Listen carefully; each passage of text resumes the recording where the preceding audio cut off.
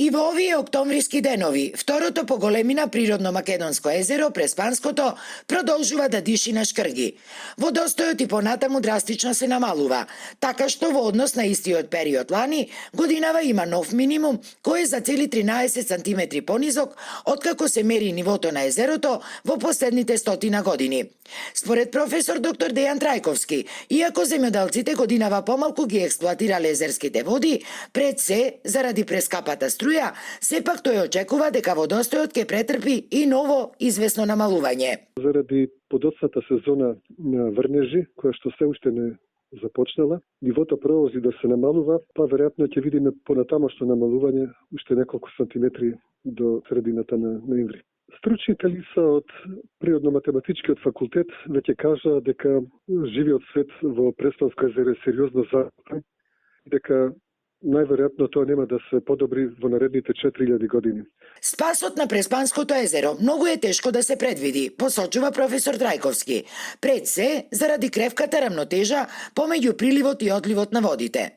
Секоја година езерото се полни за околу 40 сантиметри, а нивото го спушта за околу 50 до 55 сантиметри, вели професор Трајковски.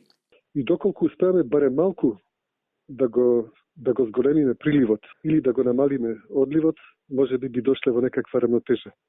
И додека показателите се застрашувачки и алармираат за итни мерки за спас на езерото, државата, од само неизе познати причини, ги замрзна 84 милиони денари, кои општина Ресен ги имаше како наменски средства за спас на езерото, вели градоначалникот на Ресен Јован Тозиевски. Ние бевме пред генерален секретаријат во 2 наврати и си ја префрла топката животна средина на финанси на животна средина, се со една цел само за да не стигнат парите до општина и наменски, значи тие се строго наменски средства, наменски да се потрошат за спас на езерото. Инаку, Преспанското езеро најмногу е повлечено кај Перово, Езерани и Крани. Во зависност од конфигурацијата и местоположбата, водата на некои места е повлечена дури и до 3 километри, а нивото е спуштено од 2,5 до 3 метри под критичниот минимум.